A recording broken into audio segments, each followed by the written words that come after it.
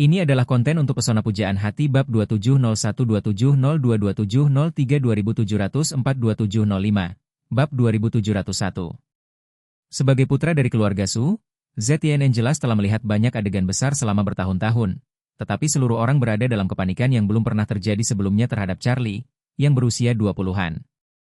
Dia tidak mengerti mengapa keturunan keluarga Wei di depannya begitu ganas sehingga dia menyerang keluarga Su satu demi satu tanpa keraguan. Pada awalnya, bahkan ketika persaingan antara Su dan Wei paling sengit, tidak ada yang berani memainkan taktik yang begitu sengit. Bagaimanapun, kedua belah pihak sangat kuat, yang setara dengan dua negara yang memiliki senjata nuklir. Putus asa dalam keseimbangan satu sama lain. Namun, putra Changqing sama sekali tidak peduli. Dia langsung mengikat Xiude, yang dengan sendirinya tidak cukup untuk menempatkan keluarga Su di matanya. Sekarang, alih-alih menyatu, dia membidik dirinya sendiri. Orang seperti ini hanyalah pengganggu aturan permainan. Melihat agresivitas Charlie terus berlanjut, hati ZYNN menjadi tegang, dan mulutnya agak melunak. Dia berkata dengan serius, meskipun keluarga Astcliff telah berjuang selama beberapa dekade, setiap orang masih memiliki rasa hormat yang mendasar. Meskipun saya membentuk aliansi anti-Wade saat itu, saya tidak pernah melakukan apapun untuk keselamatan pribadi orang tua Anda, atau mengancam mereka. Mengapa Anda di sini untuk menyergap saya dan menculik saya? Charlie bertanya dengan dingin, apakah kamu sudah mati? Ekspresi ZYNN terkejut. Apa maksudmu? Charlie bertanya lagi, aku bertanya padamu, kamu sudah mati, tidak? ZYNN dengan dingin mendengus. Lelucon, jika aku mati, apakah yang berdiri di depanmu itu hantu? Charlie mengangguk, ya, kamu tidak mati, tapi orang tuaku sudah mati. Anda terus mengatakan Anda tidak pernah mengancam keselamatan pribadi orang tua saya. Tetapi orang tua saya telah meninggal selama hampir 20 tahun. Anda sekarang dengan santai mengatakan bahwa itu tidak ada hubungannya dengan Anda. Apakah Anda pikir saya akan mempercayainya? ZYNN berkata dengan gugup, Anda bisa saja tidak mempercayainya, tetapi Anda harus tahu bahwa bahkan dalam hukum, itu adalah praduga tidak bersalah. Jika Anda memiliki bukti bahwa kematian orang tua Anda terkait dengan saya, maka Anda harus membunuh saya. Tetapi jika Anda tidak memiliki bukti, Anda hanya dapat membuktikan bahwa kematian orang tua Anda ada hubungannya dengan saya. Charlie tersenyum. ZYNN, kamu sedikit terlalu naif.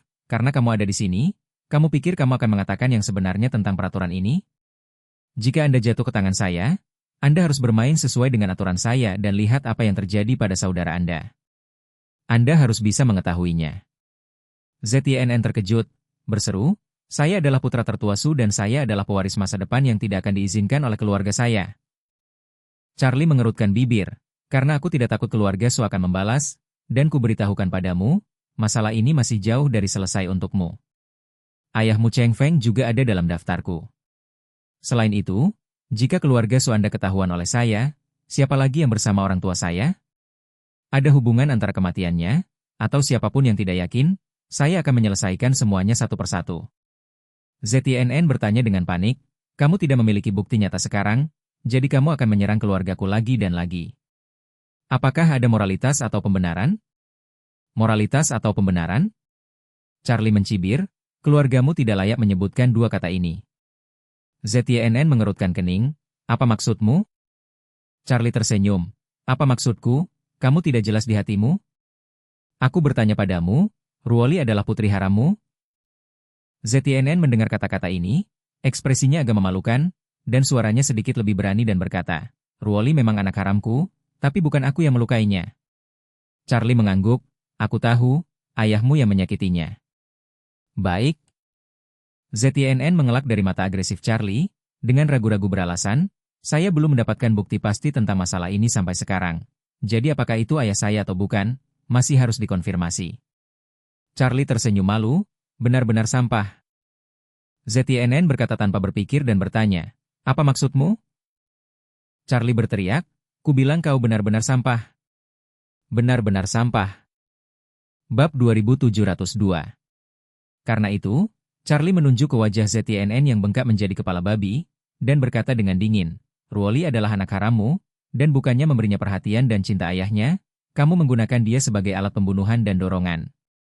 Dia dengan sembrono membunuh orang yang tidak bersalah, dan semua perbuatan jahat yang dia bunuh di rumah Matsumoto di Jepang semuanya berada di bawah dakwaanmu. Anda tidak baik, tidak tahu malu, kejam dan tidak adil, dan sia-sia sebagai seorang ayah. Juga, ibu kandung Ruoli berada di sisimu selama bertahun-tahun, dia telah melakukan yang terbaik untuk melindungimu. Dia mematahkan lengan untukmu, dan kemudian melahirkan Ruoli untukmu, tetapi bagaimana kamu memperlakukannya? Apakah Anda secara terbuka mengakui identitasnya? Apakah Anda sudah membayarnya? Ucapkan terima kasih. Kamu tidak hanya mengecewakan darah dan dagingmu sendiri, tetapi kamu juga mengecewakan orang yang paling mencintaimu di dunia. Ekspresi ZYNN tiba-tiba menjadi sangat jelek, tapi amarah tidak membanjiri, tapi yang meluap adalah rasa malu. Charlie memandangnya dan melanjutkan, itu saja, tapi ketika Ruoli ditangkap, alih-alih menyelamatkan tulang dan darahmu sendiri, keluargamu berkolusi dengan pasukan bela diri di dalam dan di luar, menggunakan kehidupan Ruoli untuk memberikan pasukan bela diri masuk pertukaran untuk eksploitasi militer. Meskipun ini bukan yang Anda lakukan, itu adalah tulisan tangan yang berbahaya dari ayah Anda Cheng Feng. Anda tidak memiliki kasih sayang, tidak tahu malu, dan kejam, dan ayah Anda Cheng Feng adalah versi Anda yang ditingkatkan. Sarang tikus, yang saya bicarakan. Mata ZYNN sedikit mengelak, dan wajahnya menjadi memerah. Charlie berkata dengan dingin, Miss Leona adalah istrimu, yang akan melahirkanmu.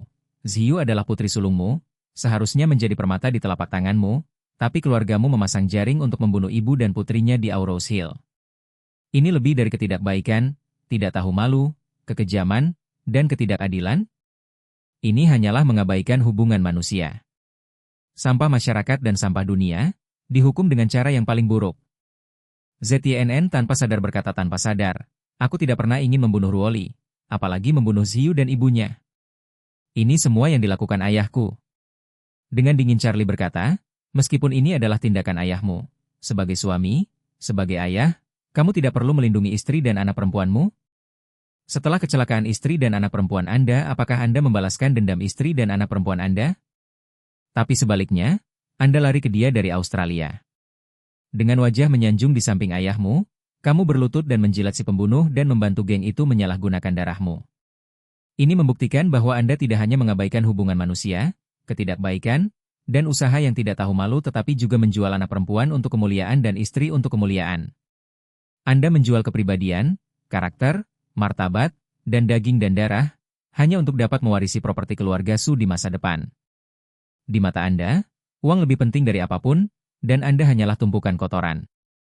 Charlie sudah sangat kuat, ditambah dengan menjadi ahli dan aura top, jadi ketika emosinya menjadi semakin kuat, setiap kata yang dia ucapkan membuat ZYNN merasa seperti sedang memukuli jantungnya. Hati ZYNN, di bawah teguran berulang kali Charlie, berulang kali menderita palu yang berat, dan pikiran seluruh orang menjadi sangat rapuh. Charlie memandangnya dan bertanya, ZYNN, pernahkah Anda berpikir bahwa jika kedua putri Anda sudah mati, bagaimana Anda akan menghadapi mereka setelah kematian? Ketika Anda melihat mereka, bagaimana Anda berlutut dan mengaku kepada mereka? Atau kamu tidak akan mengaku sama sekali, karena kamu adalah binatang yang tidak manusiawi pada akhirnya. Anda tidak peduli dengan hidup dan mati siapapun, Anda hanya peduli dengan kemakmuran dan kekayaan Anda sendiri. Mungkin kematian Ruoli, berikan apa yang kau tukarkan adalah kesalahan Cheng Feng. Mungkin kematian Ziyu memberimu kepercayaan Cheng Feng. Dan kematian mereka berdua digabungkan, dan yang ditukar denganmu adalah sebagai pewaris keluarga Su. Kemuliaan tertinggi. Jika putra Anda Zifei meninggal dan dapat mengubah Anda kembali ke posisi orang terkaya di dunia, apakah Anda akan menyetujuinya tanpa ragu? Saya kira Anda pasti akan setuju karena Anda hanya menginginkan kemuliaan, mahkota penobatan, Anda tidak peduli dengan tubuh Anda jubah kuning, dijahit dengan daging putra dan putri Anda, tetapi peduli dengan mahkota kepala Anda, dengan laki-laki mereka membuat tulang. Menurut pendapat saya, bahkan jika Anda membuat 2 orang naik tahta dengan hanya kepala dari 1 putra Anda, 2 putri, dan 3 orang di tangan Anda, dan Anda tidak akan pernah ragu. Menjadikanmu sebagai pribadi, kamu bahkan akan memotong kepala mereka bertiga dengan tanganmu sendiri. Bab 2703. Dalam kata-kata Charlie, setiap kata menyentuh hati ZYNN. Pada saat ini, ketika dia membayangkan bahwa dia berjalan di atas tahta berdarah dengan kepala Zifei, Ziyu, dan Ruoli di kedua tangan, bendungan di dalam hatinya meledak seketika. Air matanya yang mengalir deras berteriak. Tidak seperti itu, aku tidak pernah berpikir untuk menggunakan nyawa mereka untuk ditukar dengan kekayaan dan status, aku telah dipaksa menjadi seperti itu. Ngomong-ngomong, ZYNN bahkan lebih emosional, dan melanjutkan, semua ini adalah pekerjaan ayahku. Dan setiap kali dia membuat keputusan seperti ini, bahkan ketika dia mengeluarkan perintah semacam ini, dia tidak pernah memberitahu saya. Saya juga sangat sedih. Tapi aku tidak bisa menahannya. Charlie bertanya dengan dingin, apakah kamu benar-benar tidak dapat melakukannya, atau membuka satu mata dan menutup satu mata? ZYNN menggebuk dan berlutut di tanah, menangis dengan sedihnya. Ruoli ditangkap dan Jepang menginginkan nyawanya. Saya memberitahu ayah saya bahwa saya mengatakan bahwa saya akan mencoba yang terbaik untuk menyelamatkannya kembali. Dia setuju. Aku bahkan membiarkan ibu kandung Ruoli pergi ke Jepang dan memberitahunya kabar baik.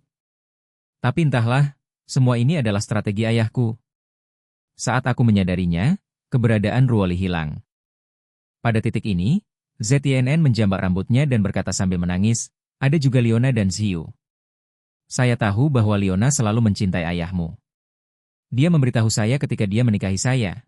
Tetapi saya tidak menyangka bahwa setelah bertahun-tahun menikah dan 2 anak, dia masih tidak bisa melupakan ayahmu. Saya akui, saya sangat membencinya. Saya membencinya karena tidak melihat saya di matanya. Tetapi saya tidak pernah berpikir untuk membunuhnya. Ayahku yang mengira dia menghina keluarga Su, jadi dia merencanakan semua itu. Tapi bagaimana saya tahu Xiu berada di mobil yang sama dengannya? Leona sudah mati, saya tidak peduli. Aku sangat mencintainya. Dia sangat menyakitiku. Aku lelah. Xiu adalah darah dagingku, putriku tercinta. Bagaimana mungkin aku tidak merasa kasihan padanya? Tetapi saya tidak memiliki kemampuan untuk menyimpan semua ini. Charlie melihat bahwa dia sangat emosional, dan bertanya dengan suara dingin, jika Anda diberi kesempatan untuk menyelamatkan nyawa kedua putri Anda, berapa harga yang bersedia Anda bayar? ZYNN berkata tanpa ragu-ragu, saya bersedia membayar berapapun harganya. Biarpun aku harus segera mati, selama mereka berdua aman, aku rela. Charlie mengangguk, ini yang kamu katakan, kamu ingat dan jangan menarik kembali apa yang kamu katakan. ZYNN mengira bahwa Charlie sedang mengejeknya, dia menjadi marah dan meraung. Apa maksudmu kau benar-benar berpikir aku adalah makhluk tak berperasaan yang kau pikir aku akan bersedia menggunakan kehidupan kedua putriku untuk kekayaan dan status? Sudah kubilang, alasan kenapa aku memilih untuk menyerah pada ayahku sepenuhnya karena kesepakatan yang sudah selesai dilakukan. Saya tidak punya cara lain. Saya hanya bisa mencoba mengurangi kerugian sebanyak mungkin. Kedua putrinya telah pergi. Saya harus menjamin bahwa saya bisa mendapatkan posisi pewaris keluarga. Ini seperti bisnis, saya telah menginvestasikan biaya yang sangat besar, tidak peduli apa, saya akan menang sampai akhir. Charlie mencibir, jangan terlalu bersemangat, aku tidak ingin mengejek moodmu, aku biarkan kamu mengingat apa yang baru saja kamu katakan. Setelah berbicara, Charlie mengeluarkan ponsel yang ditempatkan di saku jaket dadanya, dan kamera jari baru saja terlihat dari saku. Setelah mengeluarkan telepon, Charlie mengklik di area merah tempat video dihentikan, dan video telah direkam. Setelah itu, dia menggoyangkan ponselnya dan berkata kepada ZYNN, semua yang kamu katakan barusan ada di sini. ZYNN bingung, apa yang akan kamu lakukan? Setelah berbicara, dia terlihat gugup. Mempertanyakan, apakah Anda akan mempublikasikan video ini? Charlie balas bertanya padanya, apa? Apa kau takut anjing tua Cheng Feng akan putus denganmu setelah melihatnya? ZYNN menelan ludahnya dan berkata dengan gugup. Kamu sudah mengendalikan saudara laki-laki kedua saya. Jika Anda menghapus saya, apa gunanya bagi Anda? Setelah mengatakan itu, dia buru-buru berkata dengan hormat, jika kamu melepaskan aku hari ini, aku bisa memberimu banyak uang. Bagaimana dengan kompensasi 10 miliar? Jika tidak cukup, saya bisa menambahkan lebih banyak. Bab 2704. Charlie melambaikan tangannya, ZYNN, kamu terlalu banyak berpikir. Hal-hal lain mungkin diselesaikan dengan uang. Tapi masalah hari ini, bahkan jika kamu menyerahkan seluruh keluarga Su kepadaku, itu tidak berguna. Setelah berbicara, dia mencibir dan berkata lagi, tapi Anda dapat yakin bahwa saya tidak akan merilis video ini. ZYNN tidak percaya dan bertanya, apakah kamu yakin itu tidak akan dirilis? Charlie mengangguk, tersenyum, dan berkata, setidaknya aku tidak akan mengumumkan.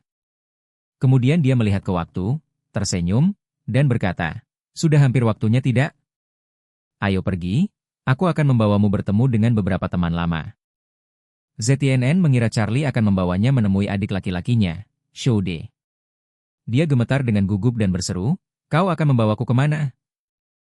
Charlie tersenyum sedikit, Anda menebak. ZYNN berkata dengan gugup, Aku tidak bisa menebak apa yang harus kukatakan, dan dia berkata lagi, apa kau tidak akan membawaku menemui Shoude? Charlie tersenyum dan berkata, jangan khawatir, aku akan mengatur untukmu. Paketnya benar-benar berbeda dari paket saudara kedua Anda. Kalian berdua tidak bisa bertemu satu sama lain. Setelah itu, dia meraih kerah ZTNN dan berkata dengan dingin, orang yang ingin kamu temui tinggal di hotel ini. Anda akan tahu nanti. ZTNN ketakutan di dalam hatinya, tapi dia hanya bisa diseret maju oleh Charlie. Setelah meninggalkan pintu kamar, dia terkejut menemukan bahwa beberapa orang berbaju hitam berdiri di pintu beberapa kamar sebelah.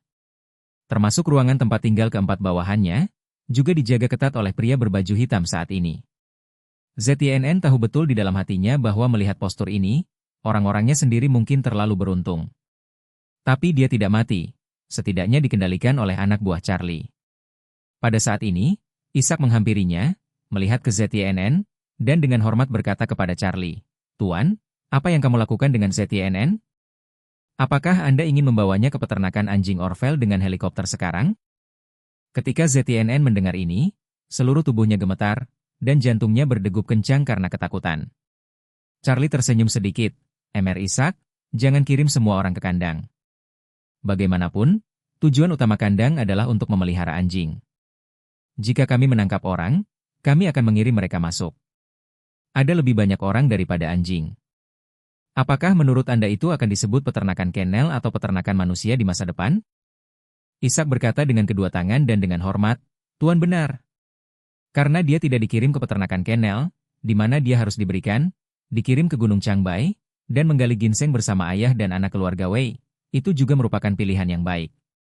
Setelah itu, Ishak menghela nafas dan berkata, sayang sekali cuaca sudah memanas di musim semi. Musim dingin yang sangat dingin telah berlalu. Sayang sekali, ini masalah besar. Charlie tersenyum dan berkata, orang-orang ini bahkan lebih kotor daripada keluarga Wei dan putra-putranya. Jika mereka dikirim ke Gunung Changbai, itu berarti membuang sampah yang tidak dapat didaur ulang dan berbahaya ke Gunung Changbai. Setelah itu, dia menyeringai di sudut mulutnya dan berkata dengan tajam, bawa dia ke lantai eksekutif dulu. Setelah bertemu dengan orang yang harus dia temui, dia akan menjadi percaya diri. Bab 2705. Charlie dan Ishak bertanya dan menjawab, meninggalkan jiwa ketakutan ZTNN di samping mereka dalam keadaan tidak pasti. Dia benar-benar tidak menyangka tangan Charlie begitu gelap, dan dia dengan marah mengutuk di dalam hatinya. Kirim orang ke kandang, apakah ini manusia yang menyebalkan? Mengirim orang ke Gunung Changbai untuk menggali ginseng? Kotoran cuking ini dilakukan oleh manusia. Apa masalahnya? Faktanya, entah itu peternakan anjing, Gunung Changbai, atau Black Hole Kiln dan Sierra Leone, orang-orang yang mengenal Charlie ini sudah lama akrab dengan Charlie. Namun, perkataan Charlie dibandingkan dengan ZTNN. Dia hidup dalam kegelapan, jadi ZTNN tidak tahu apa-apa tentang metode Charlie. Itu juga karena dia tidak tahu apa-apa tentang itu, jadi ketika dia mendengar beberapa petunjuk pada awalnya, dia langsung ketakutan. Dan ketika dia mendengar Charlie, dia berkata bahwa ketika dia ingin membawanya ke lantai eksekutif, dia bahkan lebih bingung. Dia tidak tahu mengapa Charlie ingin membawanya ke lantai eksekutif. Menurut kata-katanya, dia dibawa untuk bertemu dengan beberapa teman lama. Tapi teman lama? Siapa teman itu? Mencurigakan, ZTNN diseret ke lift oleh Charlie. Kemudian, lift datang ke lantai atas. Pada saat ini, lorong dari pintu lift ke lantai eksekutif sepenuhnya ditutup oleh anak buah Ishak. Charlie mengambil ZTNN yang bingung dan langsung pergi ke kamar tempat Leona dan Ziyu tinggal. Saat ini, Leona dan Ziyu tidak tahu apa-apa tentang ini. Itu hanya 20 menit. Sebelumnya, anak buah Ishak baru saja mengantarkan sarapan untuk ibu dan putrinya. Hari-hari ini, ibu dan putrinya telah terbiasa dengan kehidupan seperti ini dalam tahanan rumah.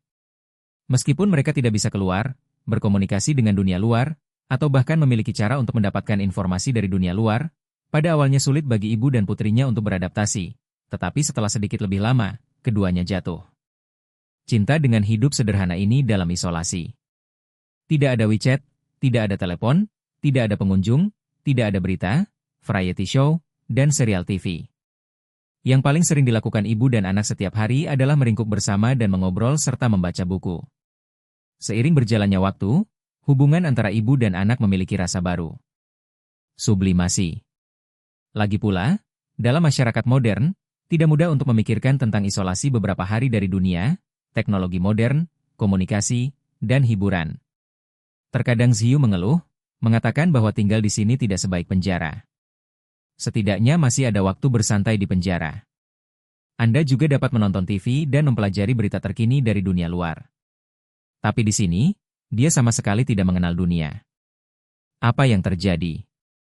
Setelah makan malam, Leona sedang mengemasi piring makan dan berkata, Ziyu, kamu akan membantuku berbicara dengan penjaga di pintu sebentar lagi, dan membiarkan mereka membeli beberapa buku. Ziyu mengangguk dan bertanya padanya, Bu, buku apa yang ingin kamu baca? Leona tersenyum dan berkata, tiba-tiba merindukan masa muda kita ketika karya sastra paling populer di Cina saat itu adalah sekumpulan mahakarya klasik dari bekas Uni Soviet, seperti How Still Is My Day, The Dawn Is Quiet Here, dan Sungai Don yang Tenang. Saat itu, sebagian besar film yang tayang di bioskop adalah film-film dari zaman bekas Uni Soviet. Yang paling terkenal adalah Lenin pada tahun 1918. Ziyu berkata dengan hampa, Bu, apa yang kamu katakan? Sepertinya aku tidak memiliki kesan apapun. Leona tersenyum tipis, ini adalah beberapa karya yang sangat tua. Anda, kaum muda, mungkin tidak suka menontonnya, tetapi mereka masih memiliki pengaruh yang dalam bagi generasi kita. Ziyu mengangguk, kalau begitu aku akan berbicara dengan penjaga di pintu sebentar lagi. Setelah itu, dia tidak bisa menahan nafas tak berdaya dan berkata, saya tidak tahu kapan Yang Mulia akan melihat kita. Aku memimpikannya tadi malam. Leona bertanya dengan rasa ingin tahu, apa yang kamu impikan tentang dia? Ziyu tersenyum pahit, aku bermimpi dia bertengkar dengan ayah. Ayah dipukuli dengan hidung memar dan hidung bengkak, dan dia memanggil saya untuk membantu. Leona tersenyum dan bertanya, jadi, apakah Anda membantu? Tidak. Ziyu menjulurkan lidahnya dan berkata, bukan hanya aku gagal membantunya, tapi aku juga menendang sepatunya ke sungai.